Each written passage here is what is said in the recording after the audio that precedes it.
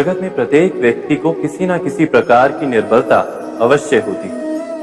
जैसे कोई बहुत तेजी से दौड़ नहीं पाता तो कोई अधिक भार नहीं उठा पाता, कोई असाध्य रोग से पीड़ित रहता है तो कोई पढ़े हुए पाठों को स्मरण में नहीं रख पाता। ऐसे अनेकों उदाहरण और भी हैं। क्या आप किसी ऐसे व्यक्ति को जानते हैं जिसे सब कुछ प्राप्त हो और हम जीवन की उस एक निर्बलता को जीवन का केंद्र मानकर जीते हैं? इस कारणवश हृदय में दुख और असंतोष रहता है सदा। निर्बलता मनुष्य को जन्म से अथवा संजोग से प्राप्त होती है, किंतु उस निर्बलता को मनुष्य का मन अपनी मर्यादा बना लेता है। किंतु कुछ व्यक्ति ऐसे भी होते हैं जो अपने पुरुषार्थ और श्रम से उस निर्बलता को पराजित कर देते हैं। क्या भेद है उनमें और अन्य लोगों में? क्या आपने कभी विचार किया है? सरल सा उत्तर है इसका। जो व्यक्ति निर्बलता से पराजित नहीं होता, जो पुरुषार्थ करने का साहस रखता है हृदय में, वो निर्बलता को पार कर जाता है। अर्थात निर्बलता अवश्य ईश्वर देता है, किंतु मर्यादा मनुष्य का मन ही निर्मित करता है। स्वयं विचार कीजिए।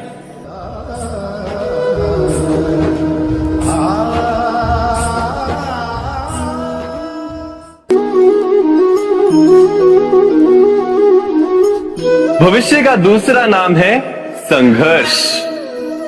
हृदय में आज इच्छा होती है और यदि पूर्ण नहीं हो पाती तो हृदय भविष्य की योजना बनाता है।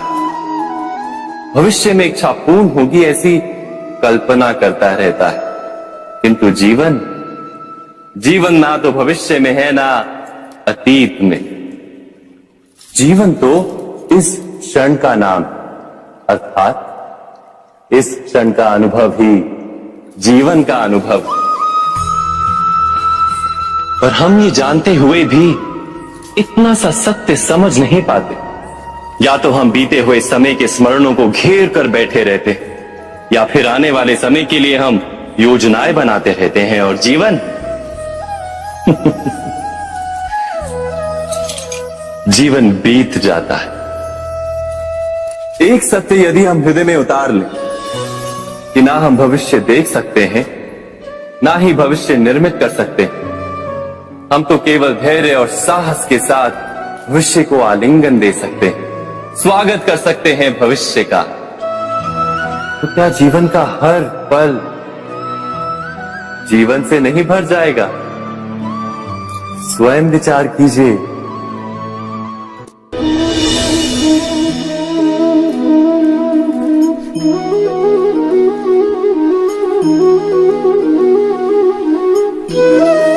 ज्ञान प्राप्ति सदा ही समर्पण से होती है, यह हम सब जानते हैं।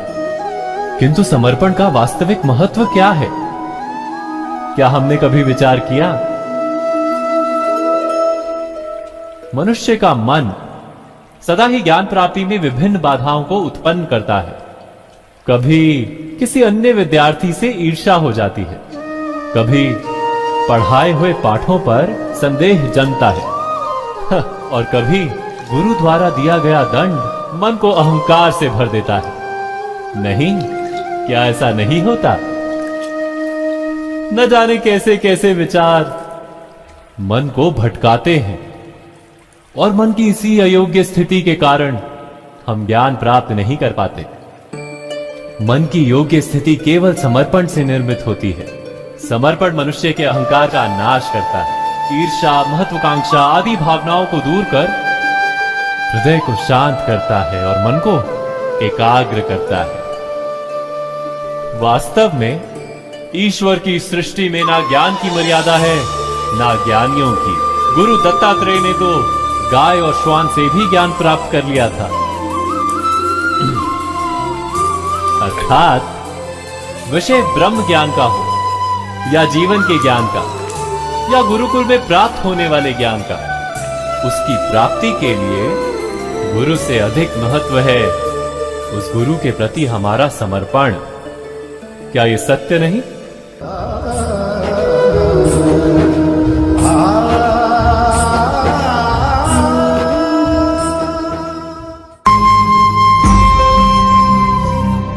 प्रत्येक मनुष्य के जीवन में ऐसा क्षण अवश्य आता है जब सारे स्वप्न, सारी आशाएं, सारे दृश्य ध्वस्त हो जाते हैं। जीवन के सारे आयोजन ही बिखर जाते हैं।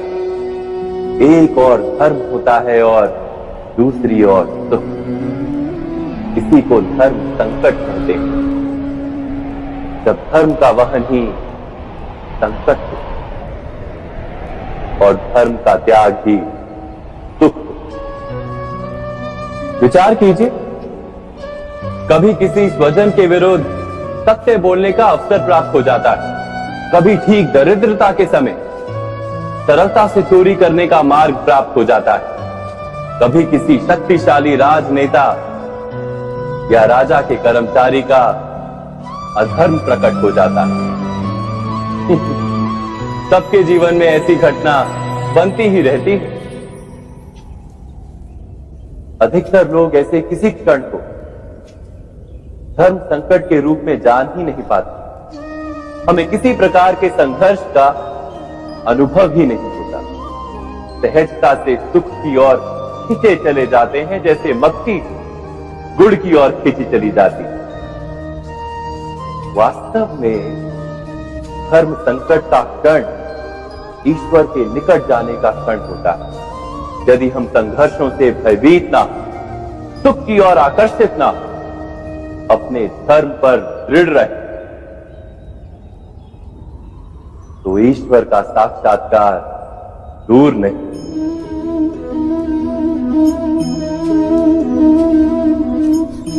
पवन से युद्ध करने वाला पत्ता यदि पेड़ से गिरता है तो भी आकाश की ओर उठता है।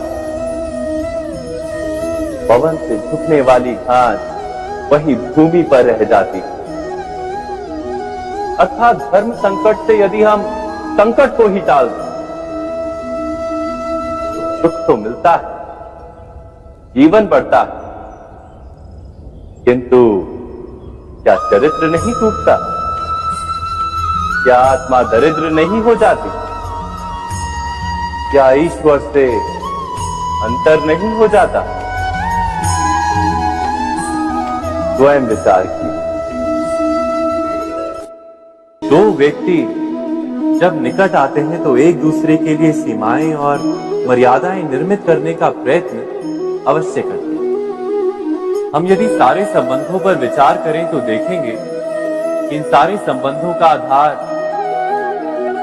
यही सीमाएं हैं जो हम दूसरों के लिए निर्मित करते हैं। और यदि अनजाने में भी कोई अन्य व्यक्ति इन सीमाओं को तोड़ता है तो उसी क्षण हमारा हृदय क्रोध से भर जाता है। इन सीमाओं का वास्तविक रूप क्या है? क्या हमने कभी विचार किया? सीमाओं के द्वारा हम दूसरे व्यक्ति को निर्णय करने की अनुमति नहीं देते। अपना निर्णय उस व्यक्ति पर थोपते हैं, अर्थात किसी की स्वतंत्रता का अस्वीकार करते हैं। और जब स्वतंत्रता का अस्वीकार किया जाता है तो उसका हृदय दुख से भर जाता है। और जब वो सीमाओं को तोड़ता है तो हमारा हृदय क्रोध से भर जाता है। क्या ऐसा नहीं होता?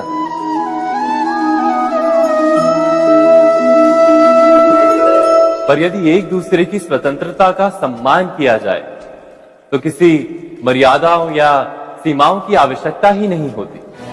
अर्थात जिस प्रकार स्वीकार किसी संबंध का देह है, क्या वैसे ही स्वतंत्रता किसी संबंध की आत्मा नहीं?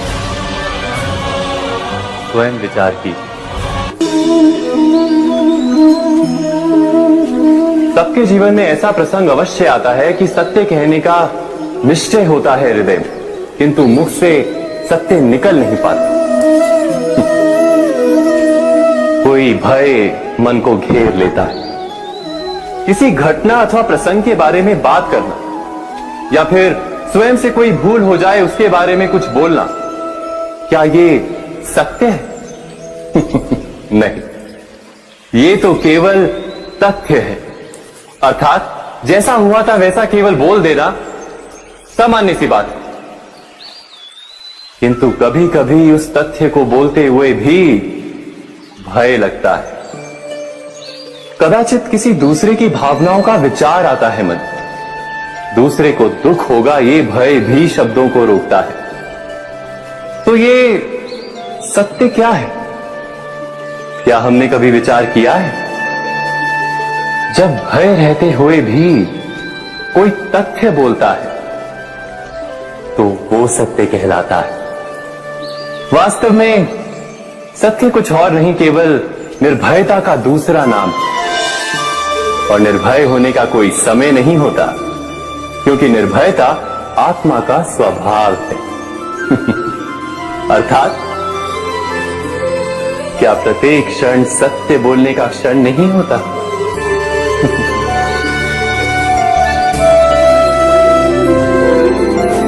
स्वयं विचार कीजिए।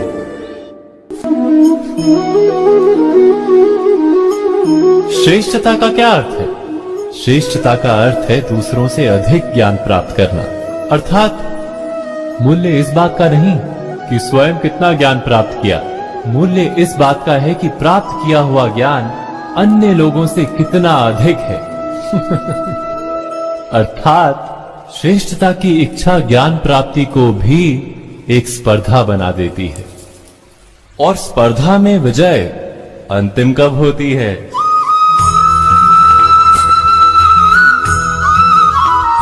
कुछ समय के लिए तो श्रेष्ठ बना जा सकता है, किंतु सदा के लिए कोई श्रेष्ठ नहीं रह पाता। फिर वही असंतोष, पीड़ा और संघर्ष जन्म लेता है। किंतु श्रेष्ठ बनने के बदले यदि उत्तम बनने का प्रयत्न करें तो क्या होगा? उत्तम का अर्थ है कि जितना प्राप्त करने योग्य है वो सब प्राप्त करना, किसी से अधिक पाने की इच्छा से नहीं, मात्र आत्मा की तृप्ति हेतु कुछ प्राप्त करना। उत्तम के मार्ग पर किसी अन्य से स्पर्धा नहीं होती, स्वयं अपने आप से स्पर्धा होती है। अर्थात उत्तम बनने का प्रयत्न करने वाले को देर अबेर सारा ज्ञान प्राप्त हो जाता है, बिना प्रयत्न के ही वो श्रेष्ठ बन जाता है। किंतु जो श्रेष्ठ बनने का प्रयत्न करता है वो श्रेष्ठ बने या ना बने, उत्तम कभी नहीं बन पाता।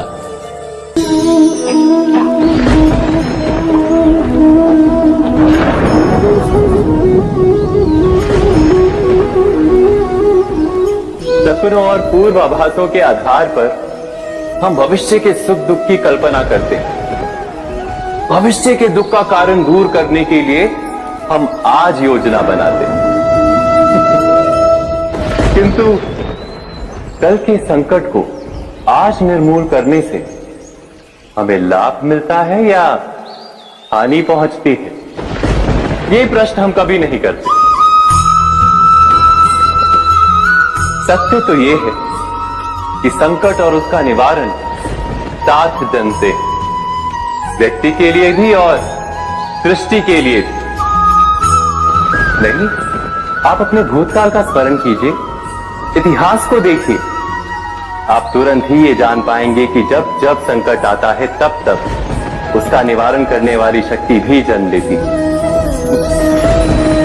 यही तो जगत का चलन है। वस्तुतः संकट ही शक्ति के जन्म का कारण है। प्रत्येक व्यक्ति जब संकट से निकलता है तो एक पद आगे बढ़ा होता है, अधिक चमकता है, आत्मविश्वास से अधिक भरा होता है, न केवल अपने लिए अपितु विश्व के लिए भी। क्या ये सत्य नहीं? वास्तव में संकट का जन्म है एक अवसर का जन्म, अपने आप को बदलने का, अपने विचारों को ऊंचाई पर करने का अवसर, अपनी आत्मा को बलवान और ज्ञान मंडित बनाने का अवसर। जो ये कर पाता है उसे कोई संकट नहीं होता, किंतु जो ये नहीं कर पाता वो तो स्वयं एक संकट है विश्व के लिए। विचार कीजिए।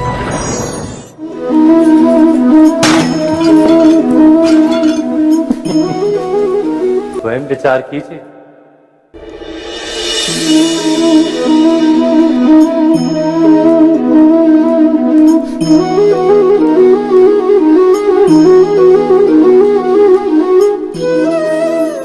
का हर क्षण निर्णय का क्षण होता है। प्रत्येक पद पर दूसरे पद के विषय में कोई निर्णय करना ही पड़ता है और निर्णय अपना प्रभाव छोड़ जाता है। आज किए गए निर्णय भविष्य में सुख अथवा दुख निर्मित करते हैं, ना केवल अपने लिए, अपने परिवार के लिए भी, आने वाली पीढ़ियों के लिए भी। जब कोई दुविधा सामने आती है तो मन व्याकुल हो जाता है, अनिश्चय से भर जाता है। निर्णय का वो क्षण युद्ध बन जाता है और मन बन जाता है युद्ध भूमि। अधिकतर निर्णय हम दुविधा का उपाय करने के लिए नहीं, केवल मन को शांत करने के लिए लेते हैं। पर क्या कोई दौड़ते हुए भोजन कर सकता है? नहीं। तो क्या युद्ध से जूझता हुआ मन कोई योग्य निर्णय ले पाएगा? वास्तव में शांत मन से जब कोई निर्णय करता है तो अपने लिए सुखद भविष्य बनाता है, किंतु अपने मन को शांत करने के लिए जब कोई निर्णय करता है तो वो व्यक्ति भविष्य में अपने लिए कांटों भरा वृक्ष लगाता है। स्वयं विचार कीजिएगा।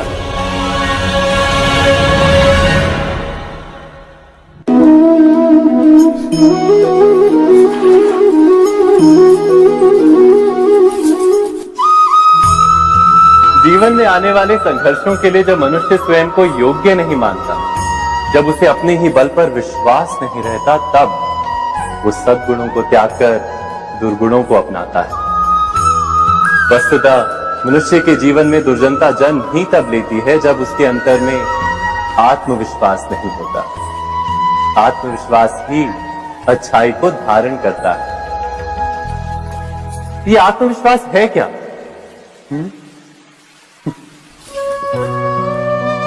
जब मनुष्य ये मानता है कि जीवन का संघर्ष उसे दुर्बल बनाता है, तो उसे अपने ऊपर विश्वास नहीं रहता। वो संघर्ष के पार जाने के बदले संघर्ष से छूटने के उपाय ढूंढने लगता है। किंतु जब वो ये समझता है कि ये संघर्ष उसे अधिक शक्तिशाली बनाते, ठीक जैसे व्यायाम करने से देह की शक्ति बढ़ती, तो प्रत्येक संघर्ष के साथ उसका उत्साह बढ़ता है। अर्थात आत्मविश्वास और कुछ भी नहीं, मन की स्थिति, जीवन को देखने का दृष्टिकोण मात्र है। और जीवन का दृष्टिकोण तो मनुष्य के अपने वश में होता है। स्वयं विचार कीजिए।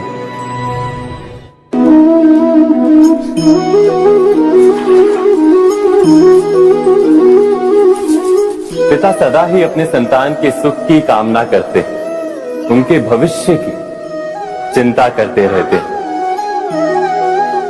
इसी कारणवश सदा ही अपने संतानों के भविष्य का मार्ग स्वयं निश्चित करने का प्रयत्न करते रहते हैं।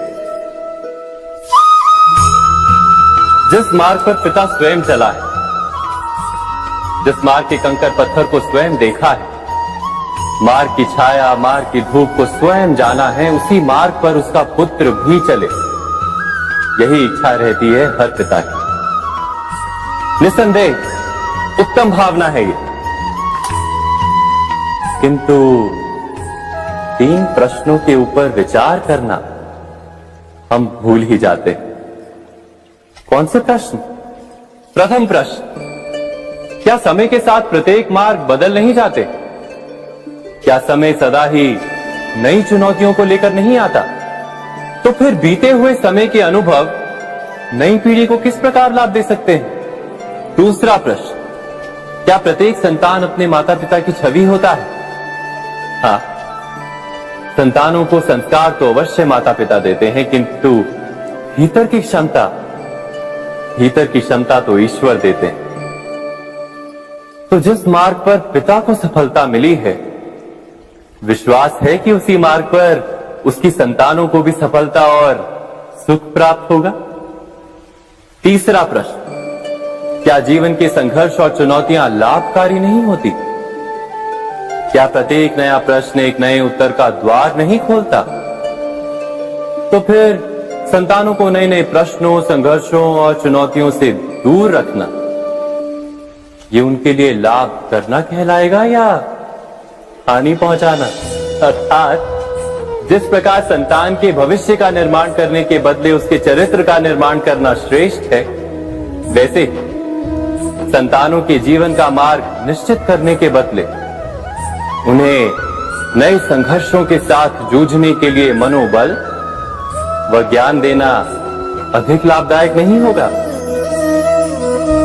स्वयं विचार कीजिए। मनुष्य की सबसे बड़ी दुर्बलता क्या होती है? सोचिए। धन, प्रेम, अहंकार। मनुष्य की सबसे बड़ी दुर्बलता होती है उसके रहस्य। चाहे आप कितने भी शक्तिशाली क्यों ना हो, कितने भी प्रबल क्यों ना हो, परंतु उसके रहस्य उसके नाश की चाबी होती है। इसलिए यदि प्रबल रहना है, शक्तिशाली रहना है, समर्थ रहना है, तो अपने रहस्य को किसी को भी ना बताएं, ना मित्र को और ना ही शत्रु को, क्योंकि समय पड़ने पर कब कौन शत्रु हो जाए ऐसा कहना संभव नहीं। विभीषण को रावण के अमृत कुंड का ज्ञात था, इसीलिए प्रभु श्री राम रावण का वध करने में सफल हो सके। इसलिए उचित यही है कि आप अपने रहस्य को स्वयं तक ही सीमित रखें। मनुष्य जीवन की परीक्षा में सफल होने के लिए क्या नहीं करता? वो परिश्रम करता है, दौड़ भाग करता है, और ये सब करने के पश्चात भी जब उसका काम नहीं बनता तो वो नकल करता है ना? तनिक लौटिए अपने बचपन में, स्मरण कीजिए अपने बचपन की स्मृतियों का। क्या स्मरण हुआ? विद्यालय में जब आप परीक्षा देने जाते थे तो क्या होता था? आप ना सही, परंतु कोई ना कोई सफलता पाने के लिए नकल करता ही था और उत्तीर्ण भी हो जाता था, है ना? परंतु जीवन की परीक्षा ऐसी नहीं होती। नकल करने वाला सफल नहीं होता। कारण विद्यालय में सबके प्रश्न पत्र एक होते थे, परंतु जीवन के प्रश्न पत्र और उनकी कठिनाई सबके लिए भिन्न होती, तो निश्चित रूप से उनके उत्तर भी भिन्न होंगे ना। इसलिए यदि आपको जीवन में सफलता पानी है तो नकल ना कीजिए, स्वयं के प्रश्नों का उत्तर स्वयं ढूंढिए और सफलता आपकी ही होगी। मनुष्य का जीवन हार और जीत, विजय और पराजय, सफलता और असफलता के मध्य झूलता रहता है। आपके साथ भी ऐसा होता होगा, है ना? जब आप सफल होते हैं, किसी चुनौती पर विजय पाते हैं, तो मन प्रसन्नता से आनंद के उपवन में झूमने लगता है, और जब आप असफल होते हैं तब मन दुख और पीड़ा के सागर में डूबने लगता है। परंतु वास्तव में सफलता और असफलता है क्या? तनिक ध्यान से सोचिए। ये केवल हमारी मनोस्थिति मात्र है। हमारी पराजय तब नहीं होती जब हमारा शत्रु विजय प्राप्त कर ले।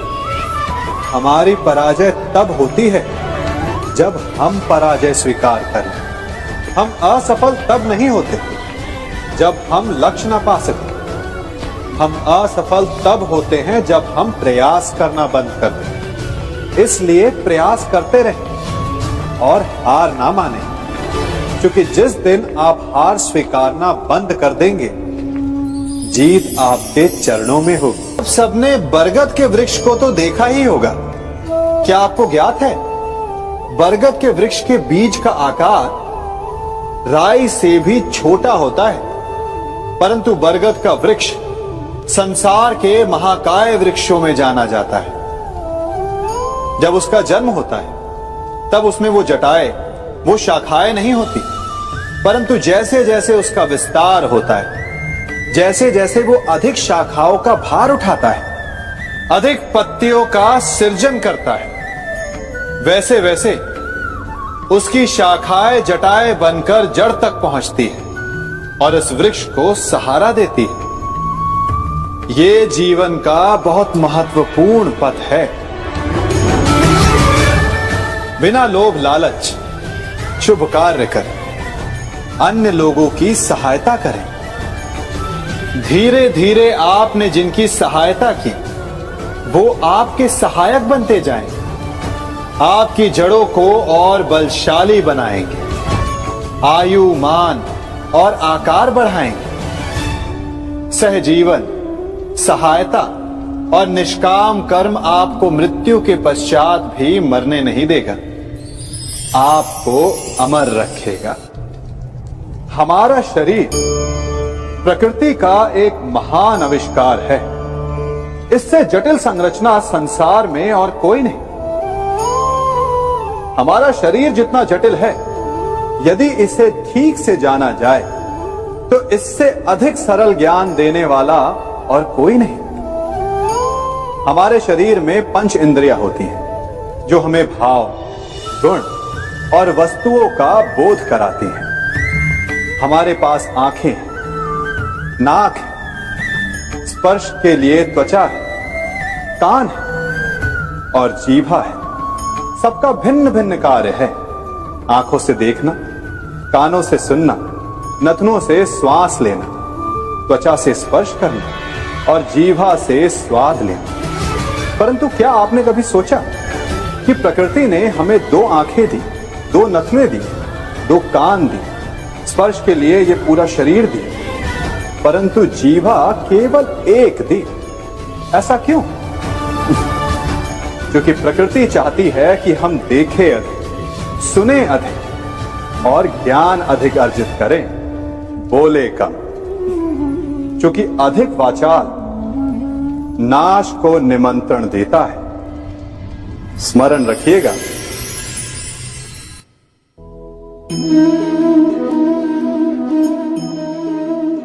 ये सदा यही कहते आए कि यदि आगे बढ़ना है तो अपनों का साथ दो। सत्य कहते हैं, अपनों का साथ देना ही चाहिए, परंतु साथ देने से पूर्व ये अवश्य पहचान लेना चाहिए कि अपने हैं कौन। क्या अपने वही होते हैं जिनके साथ हमारा रक्त संबंध होता है, या अपने मित्र? अपने वो होते हैं जो हमें सद्कार्य के लिए प्रेरित करें, हमें आगे बढ़ाएं, हमारा साथ दें। और वो जिनका साथ देने से समाज का नाश, धर्म की हानि, वो सगे हो करके भी सगे नहीं होते। इसलिए जब अपनों की परिभाषा का चुनाव करें तो उन्हें अपना माने जो आपका साथ दे, उन्हें नहीं जो हमें अज्ञान के मार्ग पर ले जाएं।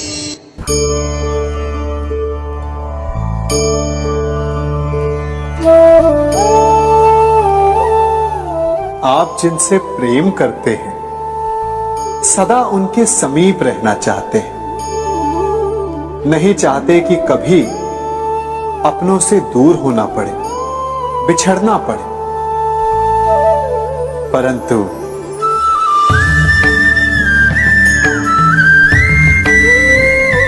एक समय के पश्चात अपनों से दूर हो जाना उन्नति के लिए आवश्यक है।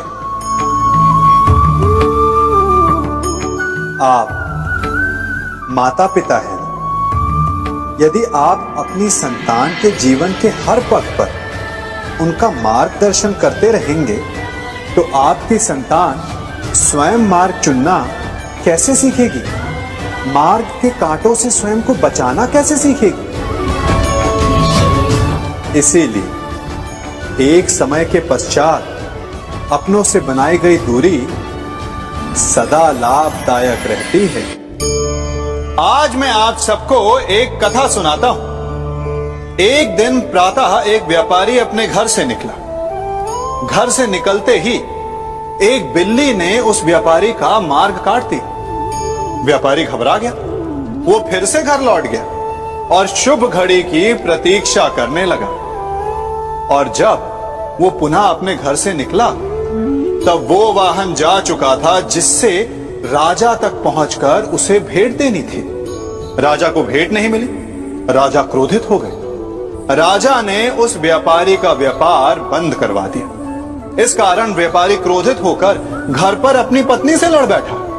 पत्नी अपने बच्चों समेत मैके वापस चली गई और उस व्यापारी के जीवन में यदि कुछ रह गया था तो केवल अंधकार।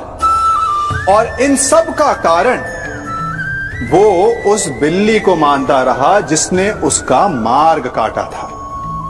ऐसा ही एक दूसरा व्यापारी राजा को भेंट देने निकला और उस व्यापारी का मार्ग भी एक बिल्ली ने काट दिया।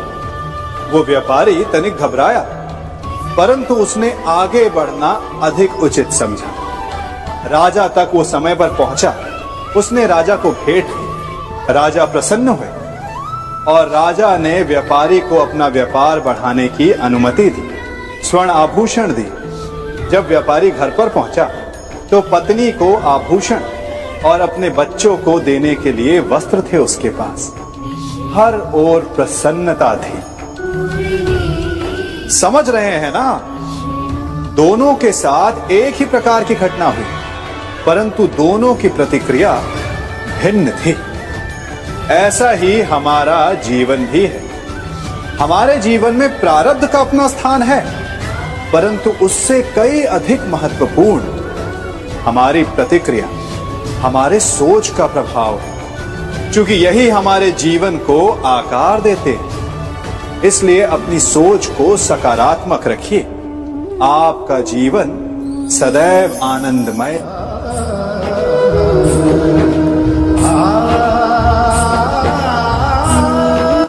हम सभी अपने जीवन में कोई ना कोई कार्य करते हैं तो थकान की अनुभूति होती है, और यदि थकान ना उतरे तो कार्य करने का मन नहीं करता। हम आशा करते हैं कि कदाचित एक दिन में 24 के स्थान पर 26 घंटे होते तो आराम करने के लिए हमें और अधिक समय मिल जाता। हमें ऐसा अनुभव होता है कि हम बहुत अधिक कार्य कर रहे हैं, है ना? परंतु क्या आपने कभी सोचा है कि जो लोग संसार में सफल हैं, उनके पास भी सफल होने के लिए दिन में केवल 24 घंटे थे? तो फिर वो सफल क्यों है? इसका एक छोटा सा रहस्य है। वो कार्य चुनते हैं जो उन्हें प्रिय है, जिसे करने में उन्हें आनंद आता है। उन्हें लगता ही नहीं कि वो कार्य कर रहे हैं, उन्हें लगता है कि वो प्रतिपल आनंद मना रहे हैं। और जब आप आनंद मनाते हैं तो थकान कैसी? इसलिए यदि आप जीवन में कोई भी कार्य करें तो वो आपके मन को भाना चाहिए, या जो कार्य आप कर रहे हैं उसे अपने मन को भा देने दो। सफलता आपको मिलेगी। कभी सोचा है हमारा जीवन भी उस रेत की घड़ी की भांति है? जो रेत नीचे गिर चुकी है वो हमारा अतीत है, जो अब भी ऊपर है वो हमारा आने वाला भविष्य है, और वर्तमान ये संकुचित स्थल है जहां से धीरे धीरे करके रेत गिर रही है। अर्थात हमारे पास जीने के लिए यही एक क्षण है। उसका उपयोग कैसे करना है ये हम पर निर्भर करता है। जो बीत गया उसका दुख मनाना है, या जो भविष्य में होने वाला है उसकी प्रतीक्षा में क्रोध करना है। सब कुछ करने के लिए यही एक क्षण है। प्रसन्न रहना है तो उसके लिए भी यही एक पल है। प्रतीक्षा करते रहोगे तो ये पल भी भूतकाल में बदल जाएगा। इसलिए आनंद के लिए, परोपकार के लिए प्रतीक्षा ना कीजिए, आपके पास जो पल है उनका भरपूर सदुपयोग कीजिए, क्योंकि इस घड़ी को पलटकर आप फिर से समय अवश्य गिन सकते हैं, परंतु अपना बीता हुआ समय आप वापस नहीं लौटा पाएंगे। मनुष्य भी बड़ा विचित्र प्राणी है। अपनों से नीचे के स्तर के लोगों को वो हे दृष्टि से देखता है, उनका उपहास उड़ाता है, उनसे बार बार कहता है कि तुम्हारा कुछ नहीं हो सकता, तुम भविष्य में कुछ नहीं कर पाओगे। जब मनुष्य के पास धन, संपत्ति, मान होता है तो वो दूसरों का आदर नहीं करता, परंतु वो एक बात भूल जाता है कि उससे भी अधिक शक्तिशाली कोई अस्तित्व में है, और वो है समय। काल काल अपना चक्र कब बदलेगा ये कोई नहीं जानता। समय अपनी करवट कब लेगा ये कोई नहीं जानता। कोयला भी समय के साथ साथ हीरे में परिवर्तित हो जाता है। इसलिए जीवन में कभी भी किसी का भी उपहास नहीं उड़ाना चाहिए।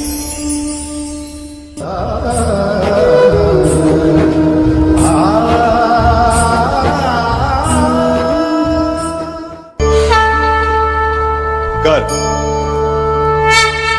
अभिमान और अहंकार, ये तीनों सुनने में एक जैसे लगते हैं, परंतु तीनों का अर्थ भिन्न होता है और परिणाम भी।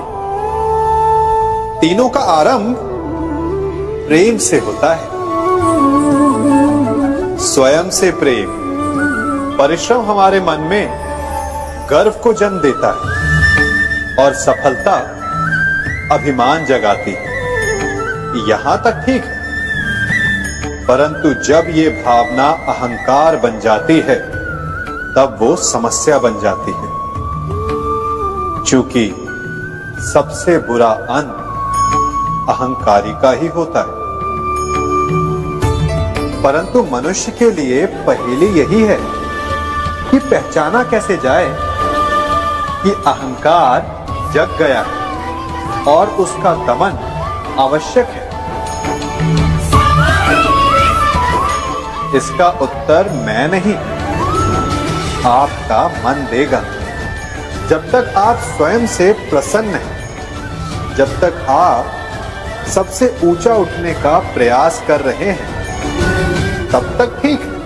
परंतु जब आपके मन में दूसरों को नीचा समझने का भाव आ जाए तो सावधान हो जाइए, क्योंकि यही अहंकार है जो वास्तव में आपको हीन कर रहा है।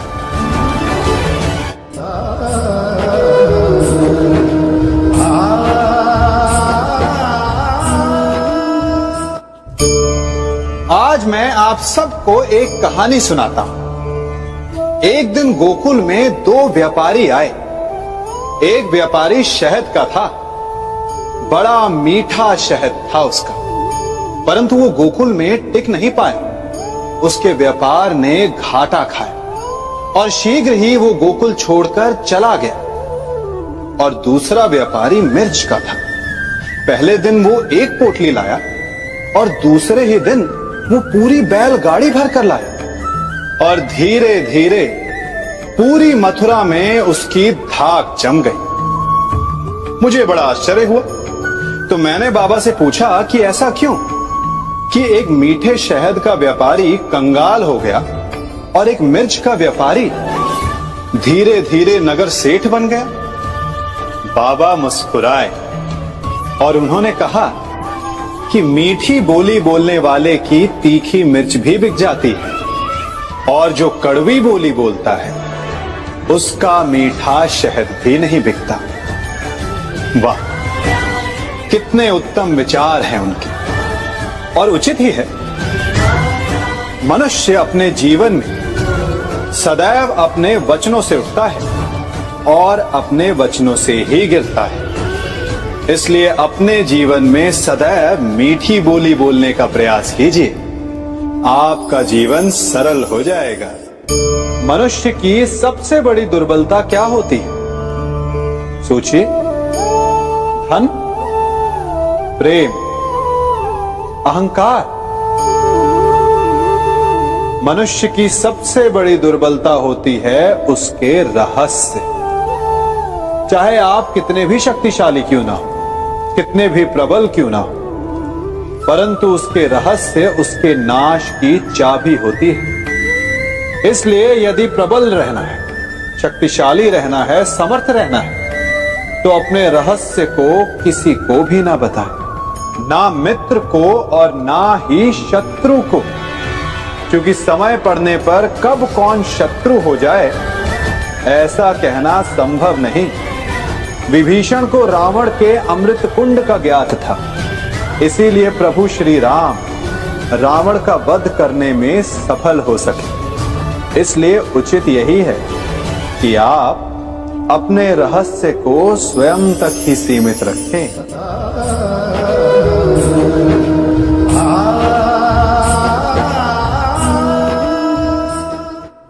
युवा अवस्था भी हमारे जीवन का कितना सुंदर काल होता है ना। बाहु में बल, मन में कुछ बड़ा कर जाने की चाह, आंखों में भविष्य के सुंदर और कोमल सपने। और इसी अवस्था में मनुष्य के भीतर पनपता है प्रेम। किसी को देखकर उस पर मन मोहित हो जाता है और फिर मनुष्य अपना सब कुछ उस पर न्यौछावर कर देना चाहता है। फिर प्रेम की परिणति होती है विवाह में। क्यों? सबको अपने खट्टे मीठे संस्मरण स्मरण हुआ है ना। परंतु यहीं से अधिकतर माता पिता और संतान के मध्य विचारों का विरोध प्रारंभ हो जाता है। संतान को लगता है कि उसका चुना जीवन साथी ही उसके लिए उपयुक्त है, और माता पिता को लगता है कि संतान अनजाने में भूल कर रही है। संतान का तर्क होता है कि उसे विवाह किससे करना है, ये उसका अधिकार है। और माता पिता का तर्क ये होता है कि अब भी जीवन साथी चुनने की समझ संतान में है ही नहीं। तो इस अवरोध को काटा कैसे जाए, उचित निर्णय कैसे लिया जाए? इसका एक ही मार्ग है, अपने उत्तरदायित्व का भान और अपनों से बड़ों के मापदंडों का भान। विवाह करने से पूर्व ये जान लेना आवश्यक है कि विवाह केवल अपने प्रेम को पाने का मार्ग नहीं है, अपितु विवाह से जीवन का एक नया द्वार भी खुलता है। और हर नए जीवन के साथ नए उत्तरदायित्व भी होते हैं। और यदि इन उत्तरदायित्वों को समझकर निर्णय लिया जाए तो विश्वास कीजिए आपका दाम्पत्य जीवन आनंद से भरा रहेगा और आपको कभी ये पछतावा नहीं होगा कि आपने कोई अनुचित निर्णय लिया। सागर का जल बाष्प बनकर उड़ता है, तब वो हमें दिखाई नहीं देता। मेघ उस जल को अपने भीतर छिपा लेते हैं, लंबी यात्रा करते हैं, प्रयास करते हैं कि वो जल सदा उनके भीतर छिपा रहे। परंतु जब वायु का वेग उन्हें उड़ाकर किसी पर्वत से ले जाकर के टकरा देता है, तब उन मेघों को बरसना ही पड़ता है, क्योंकि यही नियति है, यही प्रकृति है। क्योंकि जल को सागर में जाकर मिलना ही है। ठीक ऐसा ही हमारे साथ भी होता है। हम सत्य अपने मन के मेघों में चाहे जितना छिपाने का प्रयास कर लें, परंतु समय की आंधी उसे वास्तविकता के पर्वत से ले जाकर के टकराकर हमारे समक्ष ले ही आती है। जिस भय के कारण आप सत्य को सामने नहीं लेकर आना चाहते, एक दिन वही भय हमारे समक्ष आकर खड़ा हो जाता है और फिर हम लाचार हो जाते हैं, क्योंकि हमने उस भय का सामना करने की तैयारी नहीं की होती। इसलिए सत्य से भागे नहीं, उसे छिपाए भी नहीं, उसे स्वीकार करें। भविष्य की बड़ी विपत्ति से बच जाएंगे।